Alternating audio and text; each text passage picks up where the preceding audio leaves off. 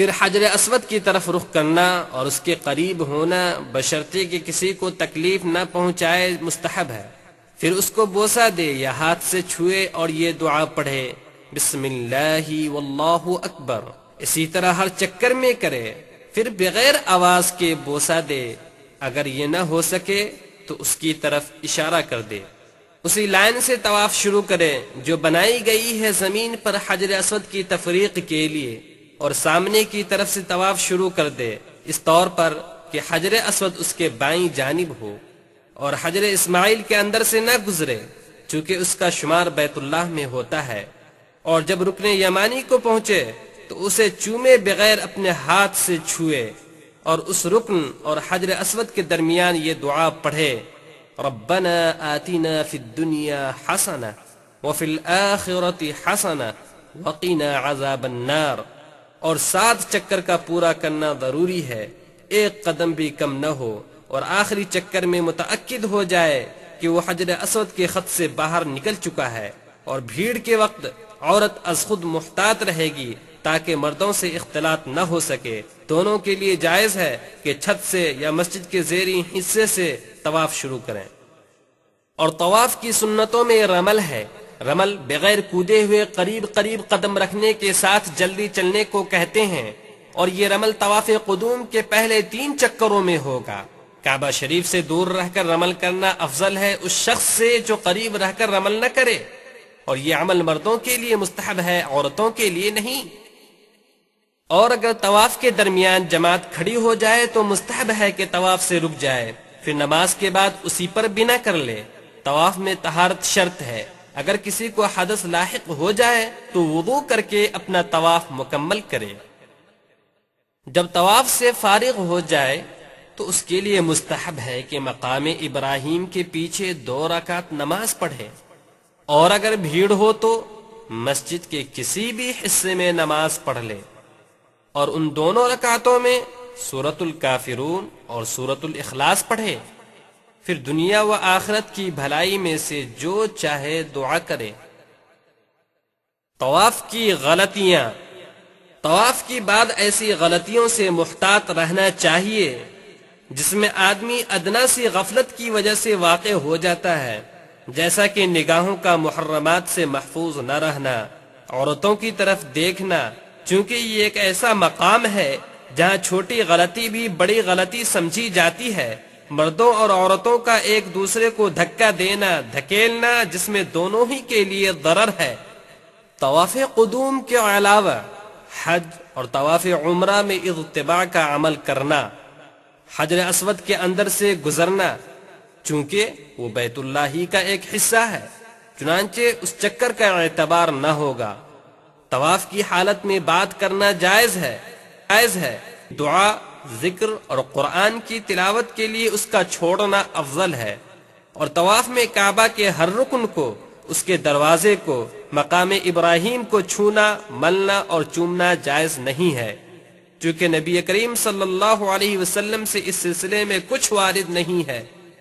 انہی غلطیوں میں سے یہ بھی ہے کہ ہر چکر میں کسی خاص دعا کا اہتمام کرے، چونکہ نبی کریم صلی اللہ علیہ وسلم سے اس سلسلے میں کچھ وارد نہیں ہے اور نہ ہی کچھ ثابت ہے۔ بہتر یہ ہے کہ ہر آدمی اپنی ضرورت کے لحاظ سے جو چاہے دعا کرے، اپنے لیے یا اپنے رشتہ داروں اور محبین کے لیے، یا نبی کریم صلی اللہ علیہ وسلم سے ثابت شدہ جوامع الکلم کے ذریعے دعا کرے۔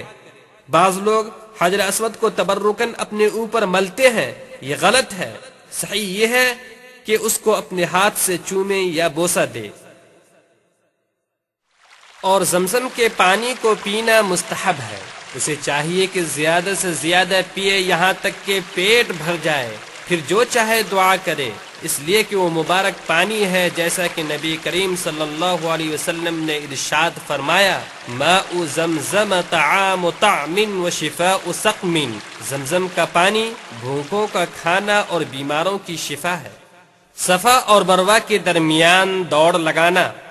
جب طواف کی 2 رکعتوں سے فارغ ہو جائے تو دوڑنے کے لیے صفا کے گیٹ سے نکلے، جب صفا سے قریب ہو تو یہ پڑھے، ان الصفا والمروة شعائر الله فمن حج البيت أو اعتمر فلا جناح عليه أن يطوف بهما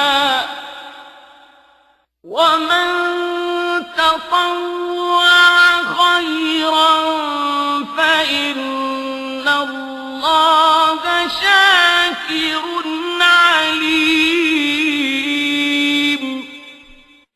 اور کہے ابدأ بما بدأ اللہ بہ، پھر صفا سے شروع کرے اور اوپر چڑھے، پھر جب بیت اللہ پر نظر پڑے تو تکبیر کہے اور اللہ کی حمد بیان کرے، پھر کہے لا الہ الا اللہ وحدہ لا شریک لہ لہ الملک ولہ الحمد یحیی ویمیت وہو علی کل شیء قدیر.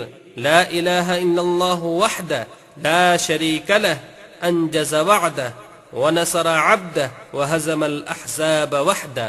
پھر جو چاہے دعا کرے اور اس ذکر و دعا کو 3 مرتبہ دہرائے، لیکن صفا پر تلبیہ نہیں کہے گا. پھر ذکر و دعا سے فارغ ہونے کے بعد صفا سے اتر کر مروہ کا رخ کرے گا اور معتدل چال چلے گا، یہاں تک کہ جب میل اخضر آ جائے جو مسجد کے رکن سے لٹکی ہوئی ہے تو تیز دوڑے گا یہاں تک کہ دوسرے میل اخضر کو پہنچ جائے، پھر حسب عادت چلے گا. اور یہ مردوں کے لیے ہے، عورتوں کے لیے نہیں. پھر جب مروہ آ جائے تو وہی ذکر و دعا پڑھے گا جو صفا کے پاس پڑھی تھی، اور اس طرح اس کا 1 چکر پورا ہو جائے گا. پھر اسی طرح 7 چکر پورا کرے گا اور اپنی دوڑ مروہ کے پاس ختم کرے گا. اور اس درمیان یعنی صفا اور مروہ کے آمد و رفت میں جتنا ہو سکے دعا کرنا مستحب ہے. اور سعی میں طہارت شرط نہیں ہے، بغیر وضو کے بھی سعی کر سکتا ہے، لیکن افضل یہ ہے کہ پاکیزگی کی حالت میں سعی کرے. سعی کی غلطیاں. بعض لوگ جب صفا اور مروہ پر چڑھتے ہیں تو کعبہ کی طرف اپنے ہاتھ سے اشارہ کرتے ہیں، لیکن یہ غلط ہے. صحیح یہ ہے کہ اپنے ہاتھ کو دعا کے طریقے سے اٹھائے، چونکہ ہاتھ صرف دعا کے وقت ہی اٹھائے جاتے ہیں. سر منڈانا یا بال چھوٹے کرانا. سعی سے فارغ ہونے کے بعد اپنے پورے سر کا بال مڈھائے یا چھوٹا کرائے، بعد حصے کا نہیں. سر کے دائیں جانب سے حلق شروع کرنا مستحب ہے، اور یہ مردوں کے حق میں بہتر ہے. عورت صرف معمولی مقدار میں انگلیوں کے پوروں کے بقدر چھوٹا کرائے گی، اور تقصیر کے وقت پردہ ضروری ہے.